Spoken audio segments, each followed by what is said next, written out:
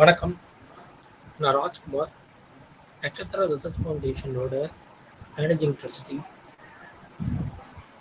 இந்த career path and job opportunities +2 முடிக்கக்கூடிய மாணவர்களும் +2 வரப்போகிற மாணவர்களுக்கும் இது ஒரு தெளிவான வாய்ப்பை ஏற்படுத்தி தரதுக்காக இந்த முயற்சியை நாங்கள் அனுப்பியிருக்கோம். இப்போ இந்த வெபினாரில் என்ன பார்க்க போகிறோம்னா, +2வில் முடித்தது பிறகு என்னென்ன கரியர் வாய்ப்புகள் இருக்குது, இது சம்மந்தப்பட்டும் இந்த +2 மாணவர்களுக்கு தேவையான தெளிவுகளை வழங்குவதற்கும் அவர்களுக்கான வாய்ப்புகள் என்னென்ன இருக்கு, என்னென்ன மாதிரியான வேலை வாய்ப்புகள் மட்டும் இல்லாம அவங்களை எந்த மாதிரியான துறைகளை தேர்ந்தெடுக்கலாம், இந்த துறைகளை தேர்ந்தெடுப்பதில் என்ன கவனம் தேவைப்படுகிறது, இதை பற்றி மிகச்சிறந்த விளக்கத்துடன் நீங்க இன்னைக்கு பார்க்க போறீங்க.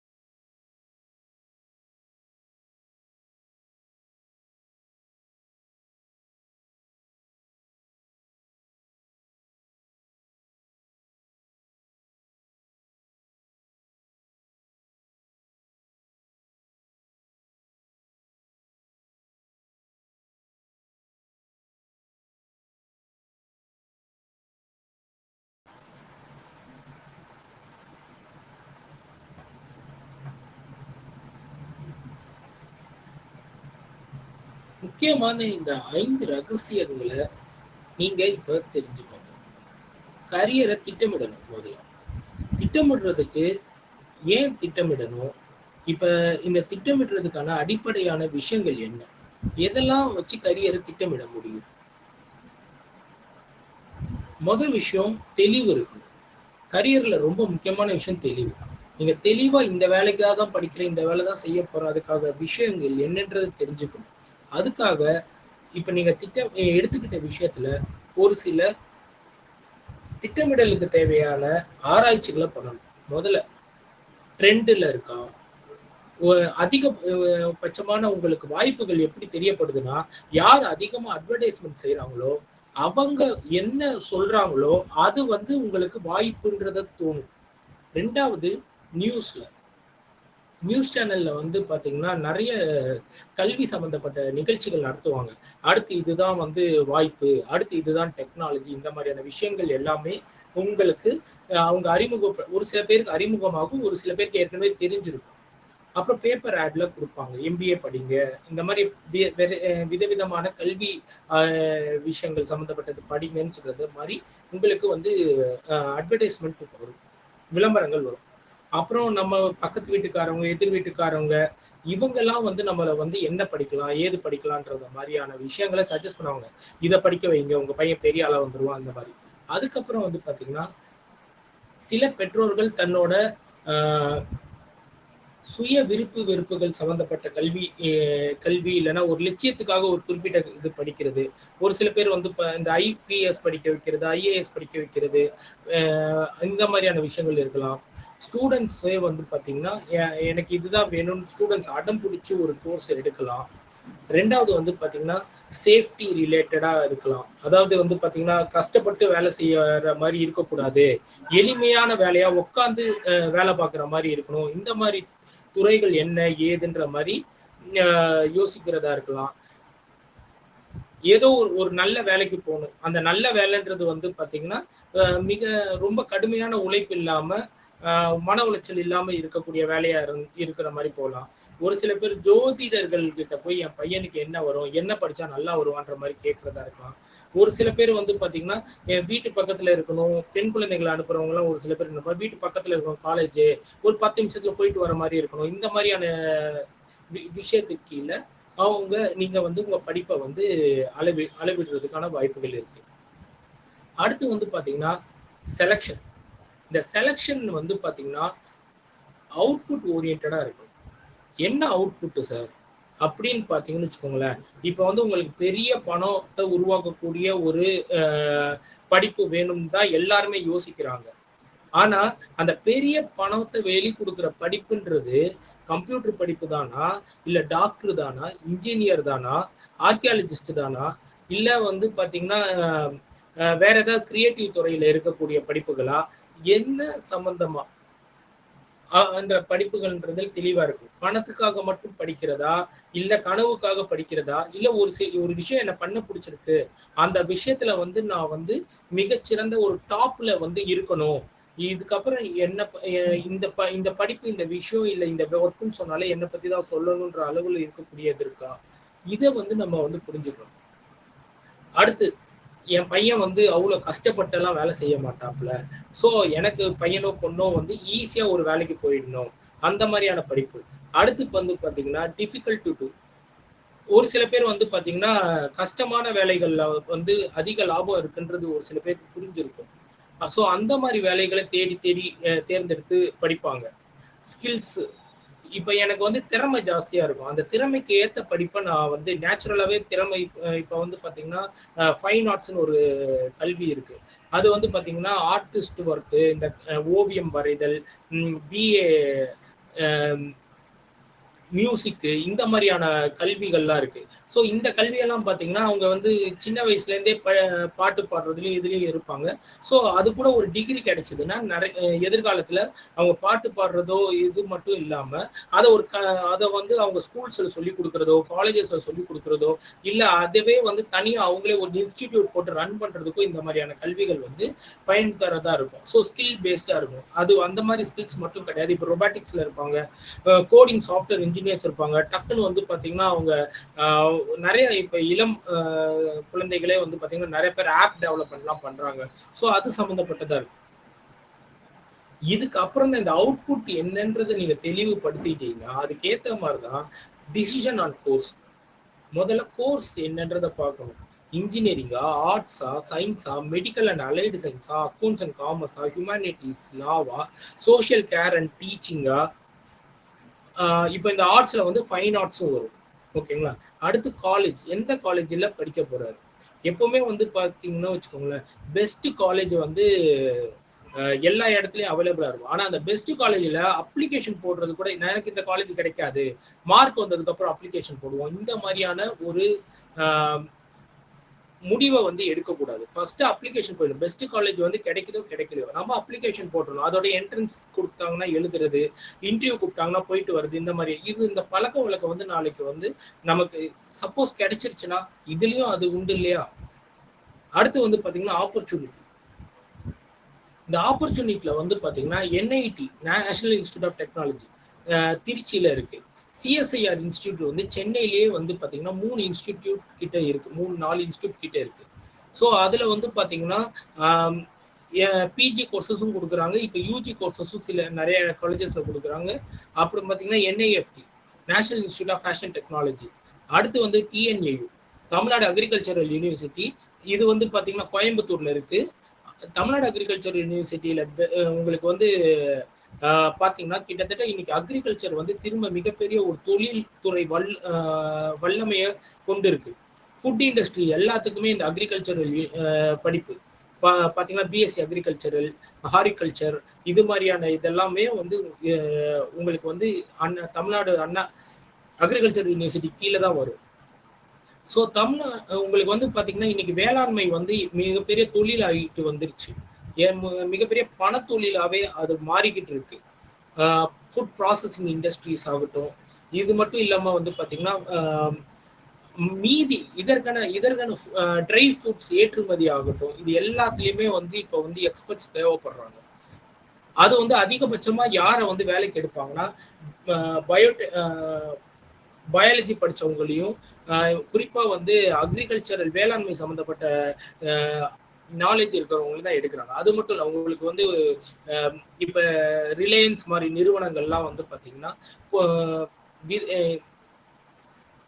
பயிர்களை வந்து விவசாயிகள் கிட்ட இருந்து கொள்முதல் பண்றதுக்கு அந்த பயிர்களின் விலை நிர்ணயம் பண்றதாகட்டும், இதெல்லாமே வந்து இந்த மாதிரி ஒரு அக்ரிகல்ச்சர் படித்த நிபுணர்கள்னாலதான் அவங்க வந்து வேலை கிடைக்குது. இப்ப வந்து அது மிகப்பெரிய சம்பளம் கொடுக்கக்கூடிய வேலை ஆயிடுச்சு.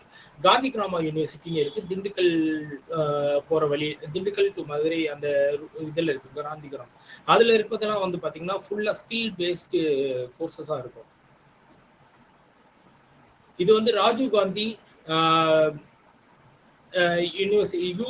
யூத் டெவலப்மெண்ட் வந்து பாத்தீங்கன்னா உங்களுக்கு ஸ்ரீபெரும்புத்தூர்ல இருக்கு. இது வந்து பாத்தீங்கன்னா இதுல இருக்கிறது எல்லாமே ஒரு ஸ்பெஷாலிட்டி கோர்ஸ்.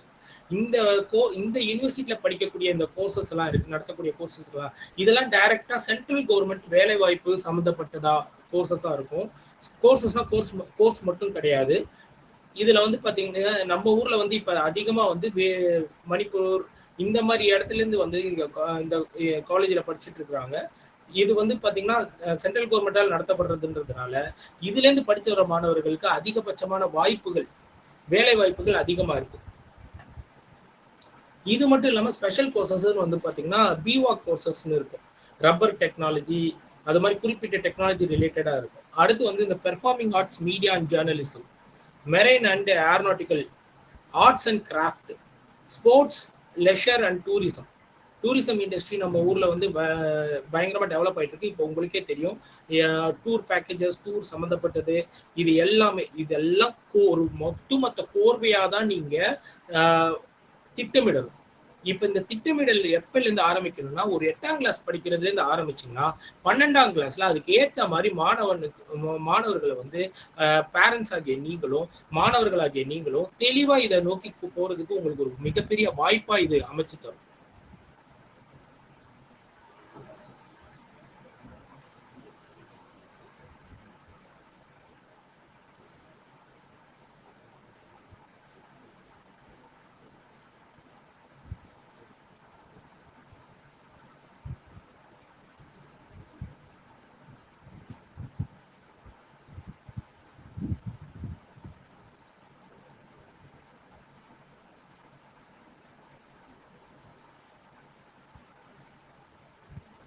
ஸோ இப்போ கரியர் திட்டமிடல் எப்படின்றது தெரிஞ்சாச்சு. இதை எப்படி பண்ணணுன்றத பத்தி நான் உங்களுக்கு முழுவதுமா எப்படி செய்யணுன்றத பத்தி சொல்லிட்டேன்.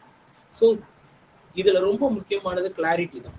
இந்த கிளாரிட்டி வர்றதுக்கு இவ்வளவு அடிப்படை விஷயங்களை நீங்க செஞ்சு பார்த்தீங்கன்னா தான் உங்களுக்கு இதுல வந்து இதுதான் நமக்கு வேணும், இதுலதான் நான் போனா டாப்ல வருவேன், டாப்ல வந்தா பணம் கண்டிப்பா வந்துரும்ன்ற மாதிரியான நிறைய விஷயங்கள்ல நீங்க தெளிவா இருக்கணும். இதுக்கு அடுத்து வந்து கவுன்சிலிங்.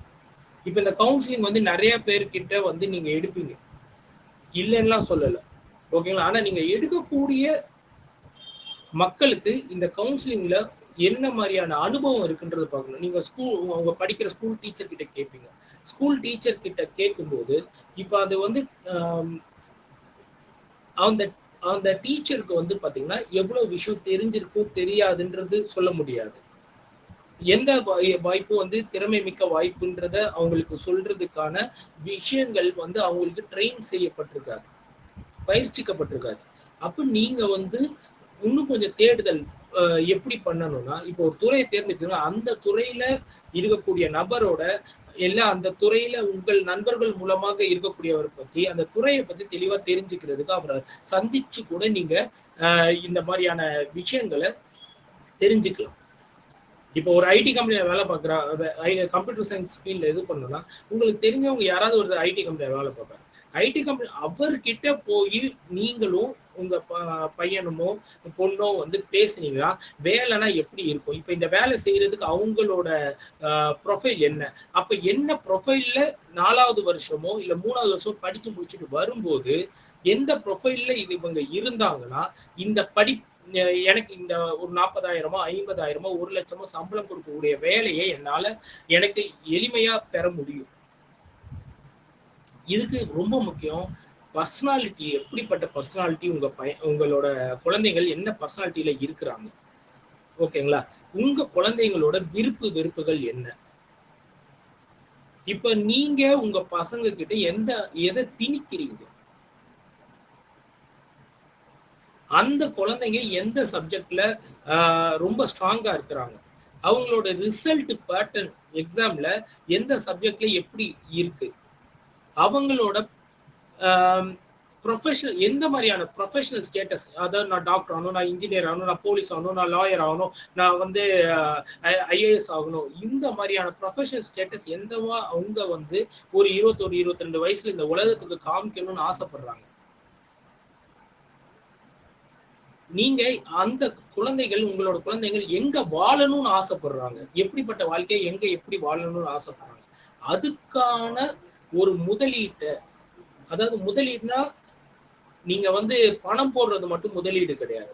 வாய்ப்புகளை தேடி போறதும் ஒரு முதலீடு தான். அதுக்கு நேரம் செலவழிக்கும். நேரம் செலவழிச்சு நீங்க இத பண்ணணும். அவ்வளவுதான். ஒண்ணு பணம் செலவாகும், இல்ல நேரம் செலவாகும்.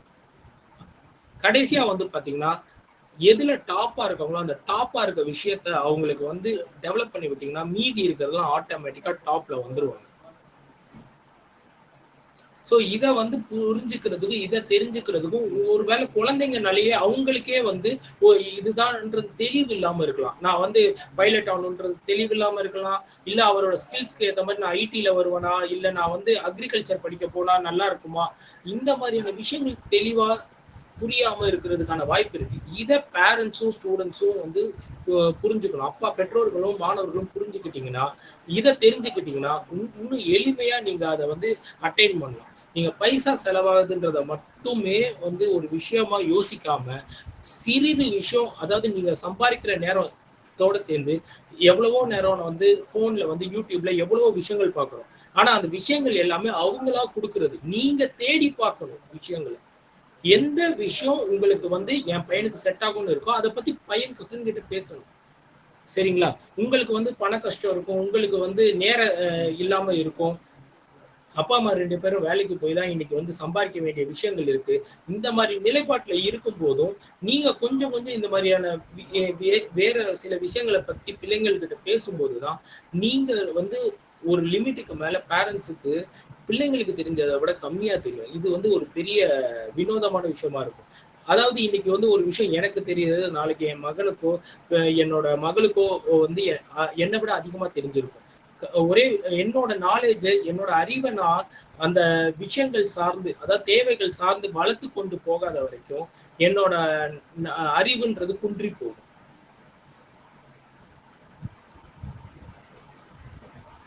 இப்ப வந்து அடுத்து வந்து பாத்தீங்கன்னா, கைடன்ஸ். எப்படி ஒரு கைடன்ஸ எடுக்கணும்ன்றது எப்படின்னா, கவுன்சிலிங் குடுத்ததுக்கு அப்புறம் அதுல இருக்கிற விஷயத்த நீங்க செஞ்சு பார்க்கணும். ஆக்ஷன் எடுக்கணும். இப்ப நான் ஆக்ஷன் எடுக்கணும்னு சொன்னது தான். நீங்க வந்து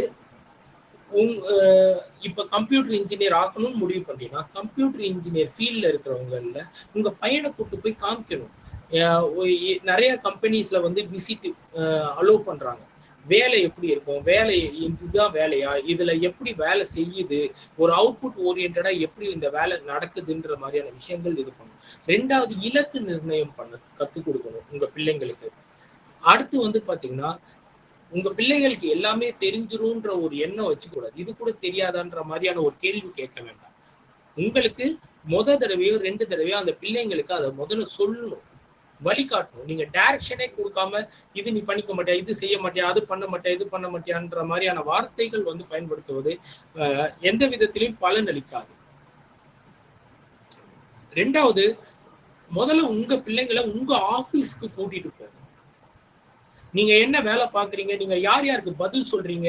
ஏன்னா பிள்ளைகள் அதிகமான நேரம் வீட்டிலே இருக்கும்போது அப்பா அம்மா ஒரு இடத்துக்கு போவாங்க, சம்பாரிச்சுட்டு வந்துருவாங்கன்ற ஒரு மனப்பான்மை மட்டுமே இருக்கக்கூடிய ஒரு நினைப்புல வந்து பிள்ளைங்கள் வருவாங்க. இப்ப நம்ம வேலைக்கு போறோம்னா நம்மளையும் வந்து ஒரு 4 பேர் கேள்வி கேட்பாங்க. நம்மளையும் 4 பேர் வந்து நம்ம ஒரு 100 பேருக்கு பதில் சொல்லணும். பேங்க்ல இருக்க லோனுக்கு பதில் சொல்லணும். அதுக்கு அடுத்து வந்து பாத்தீங்கன்னா ஆபீஸ்ல நம்மளே ஒரு சீனியரா இருந்தாலும் நமக்கு ஒரு சீனியர் 4 பேர் இருப்பாங்க. அவங்களுக்கு பதில் சொல்லணும். அதை வந்து அபிஷியலா நாங்க இந்த மாதிரி சொல்லணும். இதுக்குதான் நீங்க படிக்கிறீங்கன்ற மாதிரியான தெளிவுகள் வந்து கொஞ்சம் ஓரளவுக்கு பிள்ளைங்களுக்கு எடுத்து சொல்லக்கூடிய வகையில அவங்க கண்ணால பார்த்தாங்கன்னா புரிஞ்சுக்கோங்க. அதுக்காவது உங்க ஆபீஸ்க்கு அட்லீஸ்ட் வருஷத்துல ஒரு 3 தடவை 4 தடவையாவது கூட்டிட்டு போய் அவங்களுக்கு நீங்க என்ன வேலை செய்றீங்கன்றத சொல்லி, இந்த வேலை இப்படி செய்யணும், உன்னால செஞ்சு கொடுக்க முடியுமான்னு உங்க பிள்ளைகளை உங்களுக்கு ஒரு இன்டர்னா வச்சுக்கிறதுக்கு முயற்சி பண்ண முடியுமான்றத பாருங்க. அடுத்து வாலண்டியர். இப்ப நிறைய பேர் பேரண்ட்ஸ் என்ன பண்ணுவாங்கன்னா, உன் வேலையை மட்டும் பாருன்னு சொல்லி பிள்ளைங்களை வளர்ப்பாங்க. இது என்ன உன் வேலையா, இதை ஏன் நீ பாக்குற, இந்த மாதிரி கேட்பாங்க. அது விஷயம் வந்து என்னன்னா, இன்ட்ரெஸ்ட் பேசிஸ்ல போகும்போது அதை புரிஞ்சுக்கிட்டீங்கன்னா அதை பெருசா செய்யக்கூடிய ஒரு குழு கூட உங்க பிள்ளைகளை அனுப்புறதுக்கு முயற்சி பண்ணுங்க. ஏன்னா அது நேர விரயமோ படிப்புல தொய்வோ வராது. அது அவன் செய்யும் போது அவன் பல பேரோட பழகிறதுக்கான வாய்ப்பு கிடைக்கும். அவன் கிட்ட இருக்கக்கூடிய குறைகளை நிவர்த்தி பண்றதுக்காகவும் அவன் கிட்ட இருக்கக்கூடிய பிளஸ் இன்னும் அதிக அவனுக்குள்ள நல்ல குணங்களை இன்னும் பெரிதா வளர்த்துக்கிறதுக்கும் ஒரு நம்பிக்கை கொடுக்கறதுக்கும் அது வந்து அவனுக்கு ஒரு வாய்ப்பா கிடைக்கும். புது நண்பர்கள் கிடைக்கிறதுக்கும் வினோதமான ஒரு தொழில்களை பத்தியும் வினோதமான ஒரு நடத்தை உள்ள மனிதர்களை பத்தியும் உணர்றதுக்கும் அவங்களுக்கு ஒரு வாய்ப்பா அமையும்.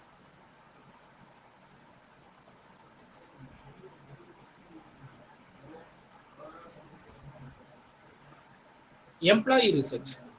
எம்ப்ளாயர்ஸ் ரிசர்ச் வந்து எப்படின்னா, நீங்க உங்க பையன் வேலைக்கு போக போறாருன்னா அந்த கம்பெனி இந்தந்த கம்பெனில நீங்க இதுக்கு முன்னாடி இருக்க படிப்புக்கான வாய்ப்பெல்லாம் இருக்கு, எந்தெந்த கம்பெனியால இதுல இருக்கு, இதுக்கு ஒரு பட்டியலை வந்து தயார் பண்ணி வச்சுக்கணும். வச்சுக்கிட்டீங்கன்னா அந்த பட்டியலின் படி நீங்க வந்து இது பண்ணலாம். அடுத்து வந்து பாத்தீங்கன்னா ட்ரைனிங் அண்ட் லேர்னிங். ட்ரைனிங்க்கும் லேர்னிங்க்கும் வித்தியாசம் இருக்கு. ட்ரைனிங் வந்து பாத்தீங்கன்னா ஒரு குறிப்பிட்ட வேலை செய்யறதுக்கு, இப்ப சிகப்பு பட்டன் அழுத்தணும்னா சிகப்பு பட்டனை அழுத்தணும், ஏன் அழுத்தணும்னு மட்டும் சொல்லி அந்த சிகப்பு பட்டனை அழுத்த மட்டும் கத்து கொடுத்துருவாங்க. இதுதான் ட்ரைனிங். லேர்னிங்ன்றது எப்படியெல்லாம் அந்த சிகப்பு பட்டனை அழுத்தலாம், இப்ப இந்த சிகப்பு பட்டனை வந்து நான் இல்லாமே அழுத்த முடியுமா ஆட்டோமேட்டடா, இந்த மாதிரி எல்லாம் யோசிக்கக்கூடியதுக்கு தான் லேர்னிங் தேவைப்படுது. அதை இம்ப்ளிமெண்ட் பண்றதுக்கு ஸ்கில் தேவை. அடுத்து வந்து பாத்தீங்கன்னா இந்த ஜாப்ல ரொம்ப முக்கியமானது வந்து பாத்தீங்கன்னா ஜாப் ரிசர்ச் பண்ணணும். அந்த ஜாப்ல வந்து அடுத்து இருக்கக்கூடிய வாய்ப்புகள் என்ன. இப்ப நான் அசிஸ்டண்டா போறேன்னா அசிஸ்டன்ட் மேனேஜருக்கான வாய்ப்பு இருக்கா, அசிஸ்டன்ட் மேனேஜருக்கு அப்புறம் மேனேஜருக்கான வாய்ப்பு இருக்கா, மேனேஜருக்கு அப்புறம் ஏரியா மேனேஜருக்கான வாய்ப்பு இருக்கா, ஏரியா மேனேஜருக்கு அப்புறம் இந்த மார்க்கெட்டிங்ல எல்லாம் அதிகமா சொல்லுவாங்க மார்க்கெட்டிங் மேனேஜர், அப்புறமாட்டி area sales manager, zonal head, ஜோனுக்கு அப்புறம் பேங்கிங்லயும் இதே மாதிரி தான் மேக்ஸிமம் சீரியல்ஸ் இருக்கும். ஜோனல் ஹெட், ஜோனல் ஹெட்டுக்கு அப்புறம் ஸ்டேட் ஹெட்டுக்கு அப்புறம் சவுத் ஹெட்டுக்கு அப்புறம் டைரக்டர், இந்த மாதிரியான போஸ்டிங்லாம் போகும் நிறைய போஸ்டிங். இதுக்கு அடுத்து வந்து பாத்தீங்கன்னா ஜாப் டிஸ்கிரிப்ஷன்.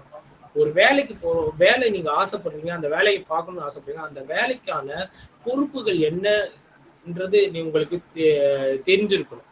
இதெல்லாம் எப்படி விளக்கணும், இதெல்லாம் எப்படி வந்து தெரிஞ்சுக்க முடியும், இதெல்லாம் எப்படி பண்ண முடியும்னா இதெல்லாம் தான் நீங்க தெரிஞ்சுக்க வேண்டியது. இதெல்லாம் தெரிஞ்சுக்கிட்டாதான் நீங்க வந்து ஒரு பையன்கிட்ட சொல்லும்போது, "எப்பா இதெல்லாம் ஜாப் டிஸ்கிரிப்ஷன் இங்க பார்த்துக்கோ. இவர் இதெல்லாம் தெரிஞ்சிருக்கிறதுனால தான் இந்த கம்பெனில வேலை பார்க்குறாரு." அப்ப அடுத்து வரவங்க இதெல்லாம் உனக்கு பேசிக்கா உள்ள ஜாயின் பண்ணும்போது தெரிஞ்சிருந்தா தான், நீ இந்த கம்பெனில வளர முடியும். இந்த கம்பெனில ஒரு பெரிய ஆள் ஆக முடியும்ன்றத நீங்க உங்க பசங்க கிட்ட பேசணும். Resume building. ஒரு 12th யூஜி முடிச்ச பையனோட ரெஸ்யூம் எப்படி இருக்குன்னு பார்த்தீங்கன்னு வச்சுக்கோங்களேன். நான் பார்த்த வரைக்குமே சொல்றேன். ஒரு யூஜி முடிச்ச பையனோட ரெஸ்யூம் எப்படி இருக்கும்னா, மேல வந்து பார்த்தீங்கன்னா, அவரோட பேரு. அதுக்கு கீழ வந்து பார்த்தீங்கன்னா, ஓகே நான் வந்து இந்த மாரி ஒரு வேலையில இருக்கிறேன். இல்லன்னா நான் இந்த மாதிரி ஒரு வேலைக்கு ஆசைப்படுறேன்னு ஒரு லைன் குடுத்துட்டு, அதுக்கு கீழ வந்து மார்க் எல்லாமே போட்டிருப்பாங்க. மார்க்குக்கு கீழ வந்து பார்த்தீங்கன்னா, எக்ஸ்பீரியன்ஸ்ன்னு போட்டிருப்பாங்க. அப்படி இல்லைன்னா ஸ்கில்ஸ்ன்னு போட்டு விண்டோஸ் ஒர்க் பண்ண தெரியும். கம்ப்யூட்டர்ல வந்து பார்த்தீங்கன்னா, எக்ஸல் ஒர்க் பண்ண தெரியும். இந்த மாதிரி வந்து ஸ்பெசிஃபிக்கா ஒரு 2, 3 குடுத்துட்டு, அதுக்கு கீழ வந்து பார்த்தீங்கன்னா, முடிஞ்சிரும். அவ்வளோதான் ரெஸ்யூம். ஒரு நாள் பார்ட்டிசிபேஷன் சர்டிஃபிகேட்டுக்கு வந்து பார்த்தீங்கன்னா, இது பண்ணும் ஹாபிஸ் போட்டு முடிச்சுருவாங்க. இந்த மாதிரி ஒரு ரெஸ்யூம் இதுலேருந்து என்ன ஒரு ஹெச்ஆர் புரிஞ்சுக்குவாங்கன்னா, ஃபர்ஸ்ட் இந்த மேல சொன்ன விஷயங்கள்லாம் வந்து இருக்கு அப்படின்றத புரிஞ்சுக்குவாங்க. என்ன படிப்பாங்க? Is not action taker. இவருக்கு கோல் எதுவுமே இல்ல. இவர் வந்து இன்டர்ன்ஷிப்போ வாலண்டியர் ஒர்க்கோ பண்ணல. அப்போ இவருக்கு இந்த வேலை கொடுத்தோம்னா இவர் வந்து கையை தூக்கி நான் இந்த வேலையை செஞ்சு தரேன்ற மாதிரி வரமாட்டாரு. இந்த மாதிரியான சிந்தனைகளை வந்து அது ஹெச்ஆருக்கு இது வழங்குற மாதிரி இருக்கும். உங்க ரெஸ்யூம் இப்படி இருந்துச்சுன்னா உங்க ரெஸ்யூம்ல என்ன இருக்குன்னா சின்ன வயசுல இருந்து அதாவது ஸ்கூல்ல இருந்து ஃபர்ஸ்ட் காலேஜுக்கு முடிச்சவங்க இந்த ரெஸ்யூம்னா இப்படிதான் இருக்கணும். ஸ்கூல்ல இருந்து எத்தனை ஈவெண்ட்ஸ் பார்ட்டிசிபேட் பண்ணியிருக்கிறாங்க, எத்தனை மெடல்ஸ் வாங்கியிருக்கிறாங்க, எதுல எல்லாம் வந்து ரத்தம் கொடுத்திருந்தா பிளட் டொனேஷன் கொடுத்திருந்தா டொனேஷன் கொடுத்த சர்டிபிகேட்ஸ், யார் யாருக்கு எதுக்கெல்லாம் பிளட் டோனரா இருக்கீங்க, இது எல்லாமே நீங்க அந்த ரெஸ்யூம்ல இருக்கணும். ஃபர்ஸ்ட் டைம் ரெஸ்யூம் அந்த ஃபர்ஸ்ட் டைம் ரெஸ்யூமே ஒரு 3 பேஜுக்கு இருக்கணும். ரெண்டாவது நீங்க கொடுத்த உங்களை பத்தி சொல்லும் போது அந்த ரெஸ்யூம்ல இருக்கிறது எல்லாமே அந்த ஹெச்ஆர் கிட்ட சொல்ற மாதிரி இருக்கணும். இந்த அளவுக்கு நீங்க சொல்லும் போதுதான் உங்களை பத்தி உங்களுக்கு நல்லா தெரிஞ்சிருக்கு. அப்ப என் கம்பெனிக்குள்ள உங்களை அந்த வாய்ப்பு கொடுத்தேன்னா இன்னும் பயங்கரமா எங்களை பத்தி நீங்க தெரிஞ்சுக்கிட்டு எங்களை வந்து லாபகரமா ஆக்குவதற்கு நீங்க ஒரு மிகச்சிறந்த அசெட் ஆஃப் த கம்பெனி அப்படின்றத அவங்க ஏத்துக்குவாங்க. அப்புறம் interview techniques, test preparation. Frequently asked interview பற்றி என்ன சொல்லுவாங்கன்னா, இது உங்கள் ரெஸ்யூம் எந்த அளவுக்கு ஸ்ட்ராங்காக இருக்கோ அது வந்து உங்கள் பர்சனாலிட்டியை காட்டும். உங்கள் பர்சனாலிட்டியை காட்டுறது மூலமாக இன்டர்வியூ அட்டன் பண்ணுறது எப்படின்றது அவங்களுக்கே உங்ககிட்ட எப்படி இன்ட்ராக்ட் பண்ணணுன்றது தெரியும். டெஸ்ட் ப்ரிப்பரேஷன் ஒன்றும் இல்லை. நீங்கள் டெஸ்ட் ப்ரிப்பரேஷன் வந்து அந்தந்த விஷயத்துக்கு எப்படி டெஸ்ட்டை இப்போ வந்து பார்த்தீங்கன்னா கவர்மெண்ட் எக்ஸாமுக்கு வந்து டெஸ்ட் ப்ரிப்பேர் பண்ணணும். ஐஏஎஸ் ஆகணும்னா உங்களுக்கு வந்து பார்த்தீங்கன்னா யூபிஎஸ்சி எக்ஸாம் எழுதணும். இந்த மாதிரியான விஷயங்கள் இப்போ வந்து எம்பிஏ பண்ணணும்னா கேட் எக்ஸாம் எழுதணும். இது எல்லாமே உங்களுக்கு இங்க இந்த லெவல்ல நீங்க ப்ரிப்பேர் பண்ணீங்கனாலே உங்களுக்கு இதெல்லாமே உங்களுக்கு தெரிஞ்சிடும்.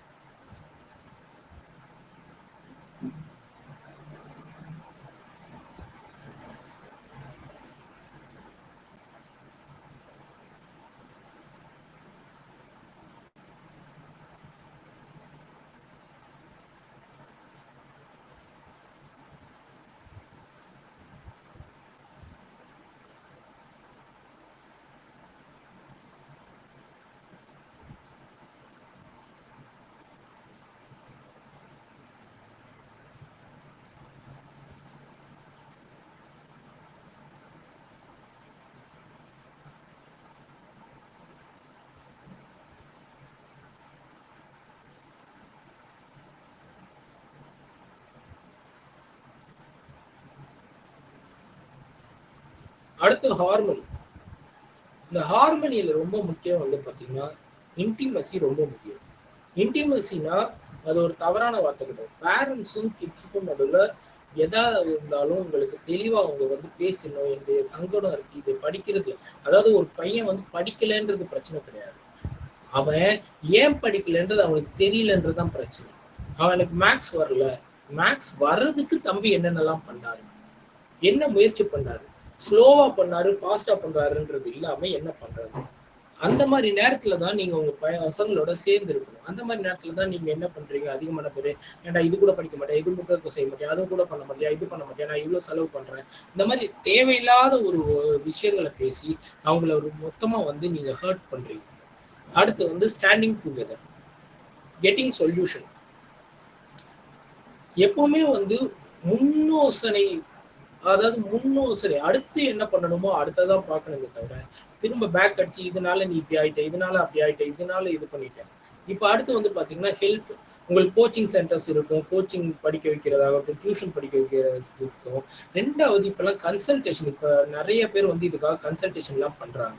ஸோ இந்த மாதிரியான வாய்ப்புகளை பயன்படுத்திக்கிட்டு உங்க பசங்களுக்கு என்ன பிரச்சனையோ அந்த பிரச்சனையை தீர்க்கிறதுக்கு பார்க்கணும். ஏன்னா வளர்றதுக்கு வந்து பாத்தீங்கன்னா முன்னாடி இருந்ததை விட இப்ப இருக்க காலகட்டத்துல நம்ம வந்து ஒரு எக்கச்சக்கமா கச்ச கச்ச கச்ச கச்சன்னு அதிகமான ஒரு நாளைக்கு வந்து இப்ப இன்ஸ்டாகிராம் வீடியோஸ் அது இதுன்னு நிறைய டைவர்ஷன். இந்த டைவர்ஷனுக்கு நடுவுல ஒரு லட்சியம் இருந்தாதான் அந்த கோல் விடும். நீங்க 6வது படிக்கிறது லட்சியம்னு வச்சீங்கன்னா அவனுக்கு போர் அடிச்சிடும். 7வது படிக்கிறது லட்சியம்னு வச்சீங்கன்னா அவனுக்கு போர் அடிச்சிடும். 7வது 10வது பாஸ் பண்ணா போதும்ன்றத லட்சியம்னு வச்சீங்கன்னா 11வது 12வது வரும்போது திரும்ப என்ன 11வது படிக்க சொல்றீங்க, 12வது படிக்க சொல்றீங்கன்ற மாதிரியான பிரச்சனைகள் பிள்ளைங்களுக்கு இருக்கும். ஸோ நீங்க பண்ணும்போது தம்பி இதுக்காக படிக்கிற, நீ வந்து ஐஏஎஸ் ஆகிறதுக்காக படிக்கிற, ஐஏஎஸ் அடிக்கணும்னா 12 வருஷம் படிக்கணும். 1வதுல இருந்து 12வது வரையும் படிச்சு முடிச்சு அதுக்கப்புறம் ஒரு 3 வருஷம் டிகிரி பண்ணி அந்த டிகிரி முடிஞ்ச உடனே நீ எக்ஸாம் எழுத ஆரம்பிக்கணும். இதுக்காக தான் நீ படிக்கிற. அப்ப இதுவே வந்து பாத்தீங்கன்னா உனக்கு 12 வருஷம் 15 வருஷம் படிப்பு, அதுக்கப்புறம் ஐஏஎஸ் ஆகுற வரைக்கும் ஒரு 10 வருஷமோ 5 வருஷமோ இல்ல உனக்கு வந்து அதிர்ஷ்டமும் இத்தனை உழைப்பும் நீ வந்து தெளிவா வச்சிருந்தனா உடனே கூட கிடைக்கலாம். நீ வந்து ஐஏஎஸ் ஆயிட்டு அந்த அடுத்து வந்து ஐஏஎஸ் ஆனதுக்கு ஐஏஎஸ் ஆன பொறுப்புகள் வந்துடும். அந்த பொறுப்புகளை நீ செய்ய ஆரம்பிக்கலாம். ஆனா நம்ம அதிகமான பேர் என்ன சொல்லுவோம், 12வது முடிச்சிட்டா போதும், 10வது முடிச்சிட்டா போதும், வேலைக்கு போயிட்டா போதும்.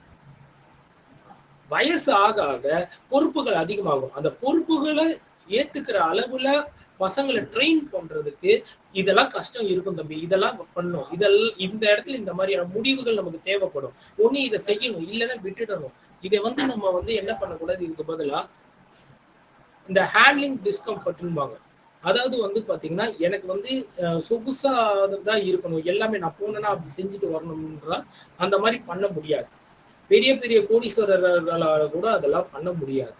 ஸோ அதனால வந்து இந்த கம்ஃபர்ட் ஜோன்லயே இல்லாம, அதாவது சொகுசா மட்டுமே இல்லாம டிஸ்கம்ஃபர்ட், வேர்வை வரும். ஆமா, வெளியில போனா விளையாடினா வேர்வை வரும். விராட் கோலி வந்து இவ்வளவு சம்பாதிக்கிறாரு, தோனி இவ்வளவு சம்பாதிச்சிருக்காருன்னா நீங்க வெளியில போய் ஓடி ஆடி விழுந்து எந்திரிச்சு கையை உடச்சிக்கிட்டு 40 ஆபரேஷன் பண்ணி அதுக்கப்புறம் பண்றாங்க. இதை முதல்ல நீங்க வச்சுக்கணும். இப்படியெல்லாம் வாழ முடியாது. அப்ப அவ்வளவு பெரிய பணமும் அவ்வளவு பெரிய செல்வத்தையும் நீங்க கையாள முடியாதுன்னு அர்த்தம்.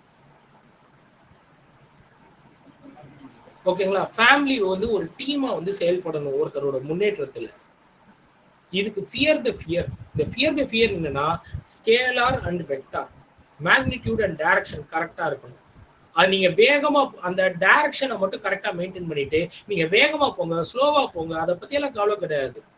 ஆனா இந்த பசங்க படத்துல சொல்லுவாங்க கைத்தட்டி கைத்தட்டி, அந்த பையன் வந்து ஓடி முடிக்கிற வரைக்கும் பின்னாடியே ஃபேமிலி கைத்தட்டி கைத்தட்டி ஓடும். அதே மாதிரிதான் நம்ம இதை பண்ணணும். இது வந்து உங்க குடும்பத்துல இது பண்ணும்போது அந்த உங்க பசங்களுக்கே தெரிஞ்சிடும், என் அப்பா அம்மா எவ்வளவு ஹெல்ப் பண்றாங்க. நீங்க அதிகபட்சம் உங்க பசங்க கிட்ட என்ன சொல்லுவீங்கன்னா, நான் உழைக்கிற உழைப்பை வந்து நீங்க வந்து என்ன பண்றீங்க, வீணாக்குறீங்க, இது பண்றீங்க. அது வீணாக்குறது அந்த பசங்களுக்கு அது தெரியல. அதை பத்தி நம்ம பேசுறதோ, அதை பத்தி நம்ம ஒரு கான்வர்சேஷன் வச்சுக்கிறதுக்கோ குறை சொல்ற மாதிரி ஒரு விஷயத்த சொல்லக்கூடாது. நீ என்ன பண்ணா, எப்பவுமே ஒரு கேள்வி கேளுங்க, நான் என்ன பண்ணா நீ, நான் எப்படி உனக்கு உதவுனா நீ இந்த விஷயத்துல பெருசா செய்வேன்ற மாதிரியான கேள்விகளை மல்டிபிள் டைம்ஸ் கேளுங்க. அதை விட்டுட்டு நீ பண்ண மாட்டேற, செய்ய மாட்டேற, இது பண்ண மாட்டேற, அது பண்ண மாட்டேன்ற மாதிரியான விஷயங்களை பேசிக்கிட்டு உங்க நிம்மதியை கெடுத்துக்கிட்டு பசங்க நிம்மதியை கெடுத்துக்கிட்டு சந்தோஷத்தை குறைச்சிக்கிட்டு இருக்கக்கூடாது. பெர்சிவரன்ஸ், கான்ஸ்டன்டா முன்னேறும் போது நம்ம வந்து கான்ஸ்டன்டா ஸ்ட்ரெயிட் லைன்ல எல்லாம் போக முடியாது. ஒரு டைம் மேல போகும், ஒரு டைம் கீழே போகும். சரிங்களா? அதனால வந்து பாத்தீங்கன்னா நீங்க முன்னேறதுக்கான எண்ணத்தோட எப்பவுமே செயல்படணும். அந்த செயல்படுறது வந்து தோல்வி அடையலாம், வெற்றி அடையலாம். ஆனா உங்களுக்கு வந்து செய்யறவங்க மேல நம்பிக்கை வர்றதுக்கு அதை தெளிவா நீங்க செஞ்சிருக்கீங்க. பட் கால சூழ்நிலை இப்ப கொரோனா வந்துருச்சு. நிறைய பேர் வந்து அந்த நேரத்துல பிசினஸ் ஆரம்பிச்சிருப்பாங்க. ரெஸ்டாரண்ட் பிசினஸ் எல்லாம் ஆரம்பிச்சிருப்பாங்க. ஓகேங்களா? அப்ப ஒரு பெரிய ரெஸ்டாரண்ட் செயினுக்கே வந்து நஷ்டம் வரும்போது நம்ம வந்து எந்த இதுல இருந்திருக்கோம். நம்ம போய் அப்பதான் ஆரம்பிப்போம். ஆரம்பிச்சு அவ்வளவு இன்வெஸ்ட்மெண்ட் இருக்கும். அப்படியே அது வந்து டிராப் ஆகும். ஒரு வருஷத்துக்கு மேல சும்மா வாடகை கொடுத்துருப்போம், இது பண்ணிருப்போம். 10 லட்ச ரூபான்றது 20 லட்ச ரூபாய் கிட்ட இருந்திருக்கும். ஸோ அதனால வந்து பாத்தீங்கன்னா கான்ஸ்டன்டா இருக்கிறதுன்றது அந்த எண்ணத்தை கோலை அச்சீவ் பண்றதுக்கான கான்ஸ்டன்சி தானே தவிர நீங்க வெற்றி பெறதும் தோல்வி பெறதும் அது இயற்கை சம்பந்தப்பட்டது. உங்களோட முடிவுகள் அனைத்துமே உங்களோட பர்பஸ ரிசால்வ் பண்றதா இருக்கணும். ரிப்பேர் பண்ணி வாழ்றதுல இருக்கக்கூடிய வாய்ப்புகளை அதிகபட்சம் பயன்படுத்தணும். டெடிகேஷன் ஒன்னும் பெரிய விஷயம் கிடையாது. இந்த கான்ஸ்டன்ட்டும் பர்பஸ், எபிலிட்டி டு ரீஃப்யூஸ். ஒண்ணு வேணும்னா வேணும். அதை வந்து மற்றவங்க தரமாட்டாங்கன்னாலும் நீங்க தர வரையும் நான் கேட்பேன்ற ஒரு மனநிலையோட வந்துடும். ஜெயிக்கிறோமோ தோக்குறோமோ எடுத்த காரியத்தை முடிச்சிடணும். டிட்டர்மினேஷன் இருக்கணும். லீடரா தனித்தனி லீடரா செயல்படுறதுக்கு முடியணும். அதே மாதிரி டீமா இருக்கும் போதும் ஒரு லீடரை ஏத்துக்கிட்டு செயல்படுறத விஷயங்கள் இருக்கணும். இது ரொம்ப முக்கியமானது. கடைசியா வர்றதுதான் சக்சஸ். இவ்வளவு விஷயங்களையும் தாண்டி வந்தாதான் ஹார்மனி, பெர்சிவரன்ஸ் எல்லாத்தையும் தாண்டி வந்தாதான் உங்களுக்கு சக்சஸ் வரும். அதுல வந்து பாத்தீங்கன்னா மணி கம்ஸ் ஃப்ரம் எதுல இருந்து பணம் வரும்? ஒன்னு ஜாப்ல இருந்து வரும், பிசினஸ்ல இருந்து வரும், ஹாபில இருந்து வரும், டிசைர்ல இருந்து வரும். அடுத்து எக்ஸ்பீரியன்ஸ். இந்த எக்ஸ்பீரியன்ஸ் எதுல இருந்து வரும்? பிட்டரா இருக்கும், ரிப்பேர் பண்ணுவீங்க. Repair for the future, enjoy good, feel குட்டா இருக்கும். அட்வென்ச்சர், டிராவல் பண்ணணும், சேலஞ்சிங்கான விஷயம் கொஞ்சம் பண்ணணும், இல்ல விளையாடணும், இந்த மாதிரி ஏதாவது இருக்கணும்.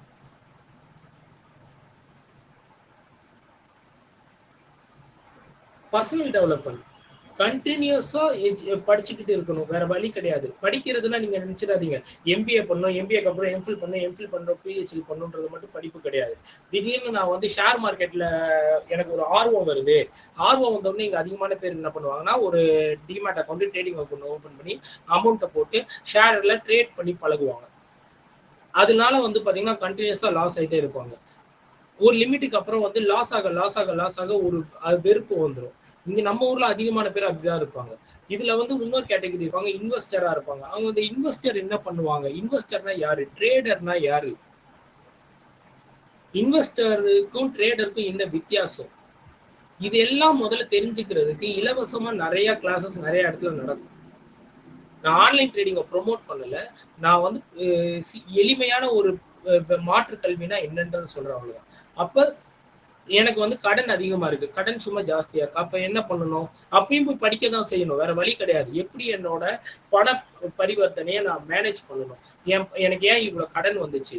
இதை யார் கிட்ட நீங்க கேட்கலாம்னா உங்க ஆடிட்டர்.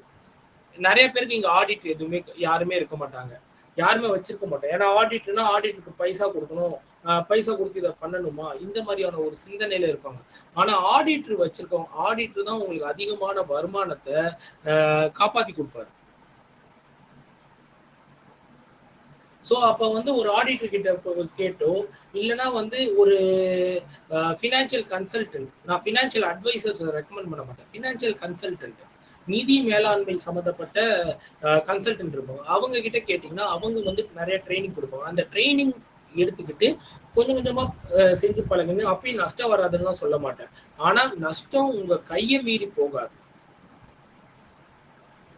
அதே மாதிரி வந்து கடன்ல இருந்து மேல வர்றதுக்கும் அவங்க ஒரு திட்டம், வழிமுறைகள் எல்லாமே கொடுப்பாங்க. அந்த திட்டத்தை ஃபாலோ பண்ணும்போது நீங்க அடுத்த நிலைக்கு வந்து முன்னேறலாம். ரெண்டாவது, நீங்க சக்சஸ்ல இருக்கும்போது சக்சஸ் அடைஞ்சிட்டீங்கன்னா டொனேஷன் பண்ணணும். டொனேஷன் பண்ணணும்னா வந்து எனக்கு டொனேட் பண்ணுங்க இப்ப கேட்கறோன்றது மாதிரியான விஷயங்கள் கிடையாது. நார்மலாவே டொனேஷன் அண்டர் வந்து பாத்தீங்கன்னா லேபர். நீங்க யாருக்காவது வந்து உதவி செய்யலாம், ஏதாவது வந்து ஆ,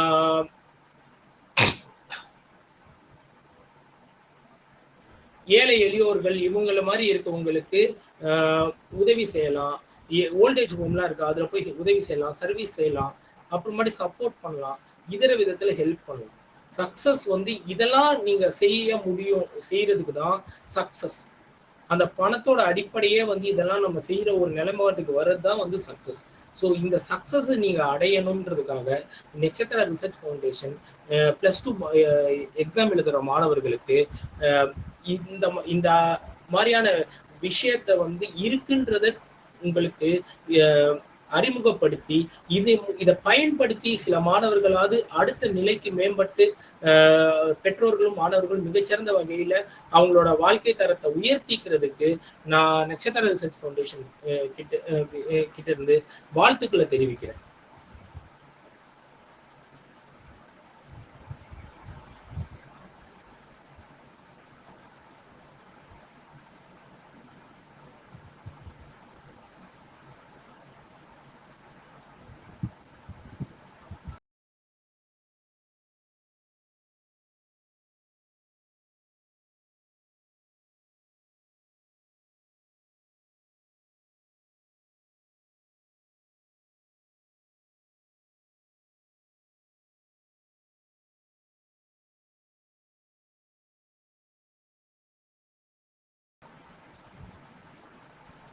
இப்பதான் அடுத்து முக்கியமானது, 12வது முடித்ததுக்கு அப்புறம் எந்த மாதிரியான கல்வி வாய்ப்புகள்லாம் இருக்கு, இந்த வாய்ப்புகளை எப்படி அணுகணும் அப்படின்றத இப்ப நம்ம காட்ட போறோம்.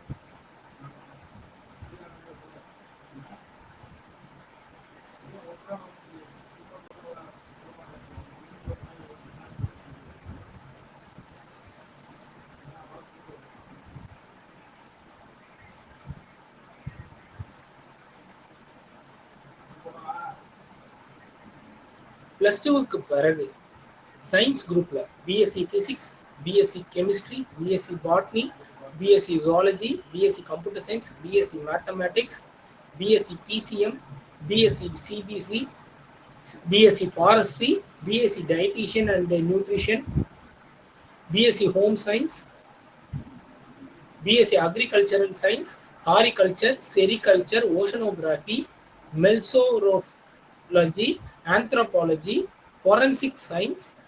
இந்த ஃபாரன்சிக் சயின்ஸ்ன்றது வந்து பார்த்தீங்கன்னா உங்களுக்கு வந்து போலீஸ்லாம் பயன்படுத்துவாங்க. ஒரு குற்றம் நடந்துவிட்டா அந்த குற்றத்தில் கிரைம் சீன் என்ன, குற்றம் எப்படி நடந்துச்சு, யாரால் நடந்திருக்க வாய்ப்பு இருக்கு, எதனால் நடந்திருக்க வாய்ப்பு இருக்குன்றது அதுதான். அடுத்து வந்து food technology, BSc food technology, BSc dairy technology, BSc hotel management, BSc fashion design, BSc mass communication, electronic media, multimedia, BSc animation. இது எல்லாம் வந்து பார்த்தீங்கன்னா பிஎஸ்சி சயின்ஸ் கோர்சஸ்ல வருது. Commerce courses, CA chartered accountant, CMA cost and management accountant, CS company secretary, BCom regular, BCom taxation and tax procedure, BCom travel and tourism, BCom bank management, BCom professional, BBA, BPM regular, BFM bachelor of financial management, BMS, PAF, இன்னும் பல கோர்ஸ்கள் இருக்குது. அப்புறம் humanities and கோர்சஸ்ல வந்து பார்த்தீங்கன்னா advertising, BS general, criminology, economics, fine arts, foreign languages, home science, interior design, journalism, library science, physical education, political science, psychology, social work, sociology, travel and tourism, இது மாதிரி கோர்சஸ்லாம் இருக்கு. இதுக்கப்புறம் வந்து பார்த்தீங்கன்னா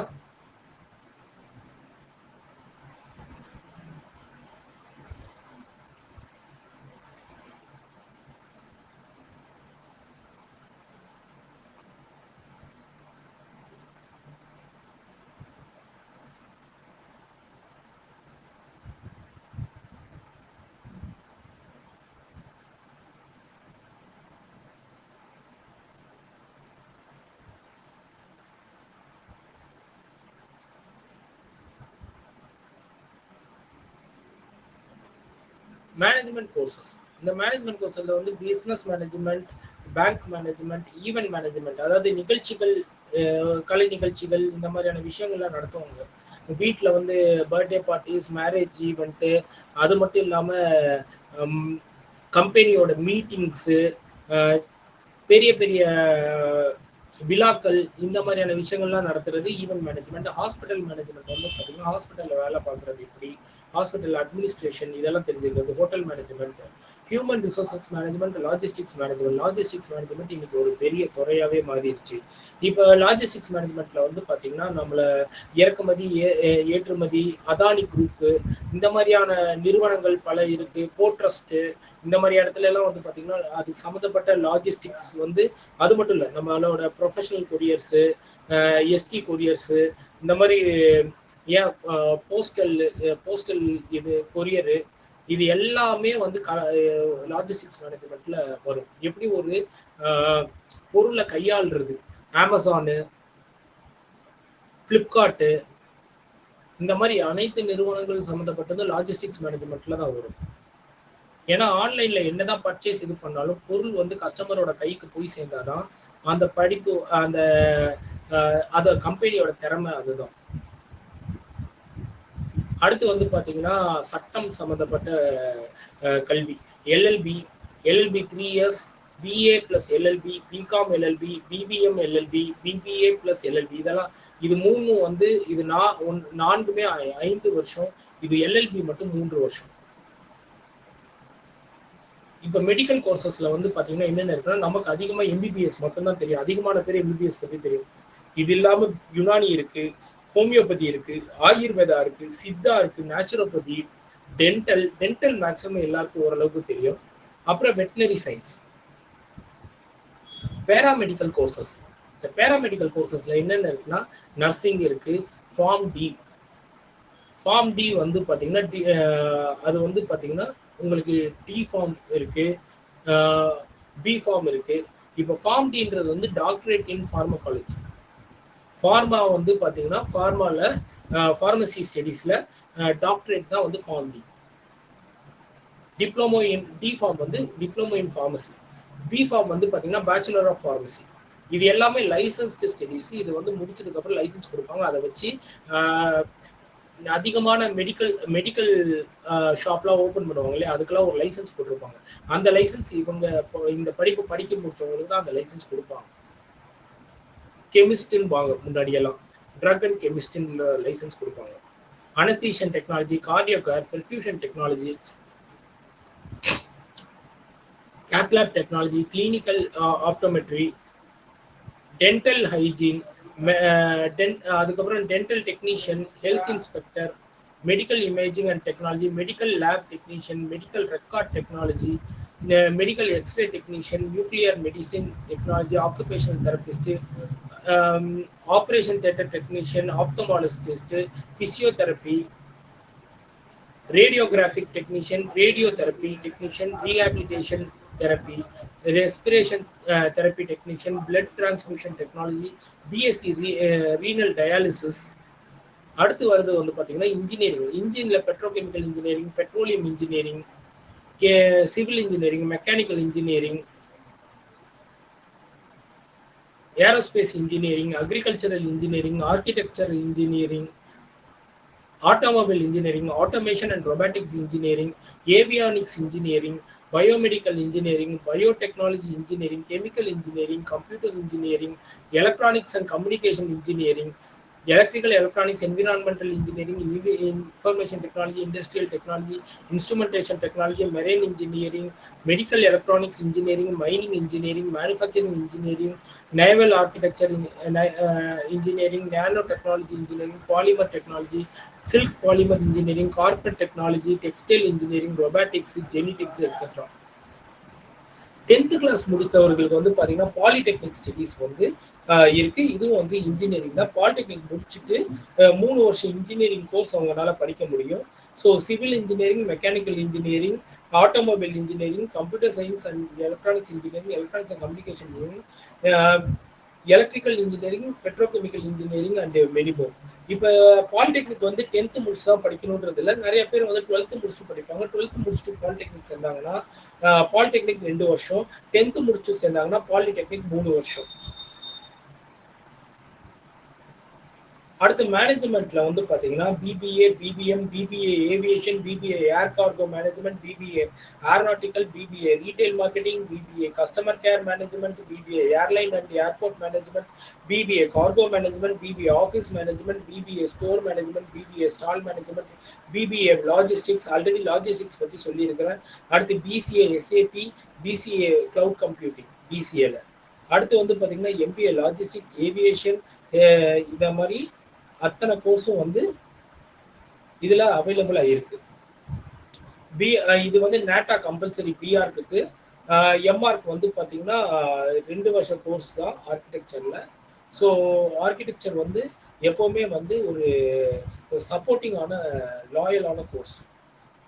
ஏன்னா கட்டுமானத்துல வந்து பாத்தீங்கன்னா இன்னைக்கு வந்து ஆர்கிடெக்சரலுக்கு நம்ம மூவ் பண்ணியாச்சு. கிட்டத்தட்ட அதிகபட்சமான கட்டுமானம், பெரிய பெரிய கட்டுமானம் எல்லாம் வந்து பாத்தீங்கன்னா ஆர்கிடெக்சர் வச்சுதான் நம்ம இப்ப கட்ட ஆரம்பிச்சோம்.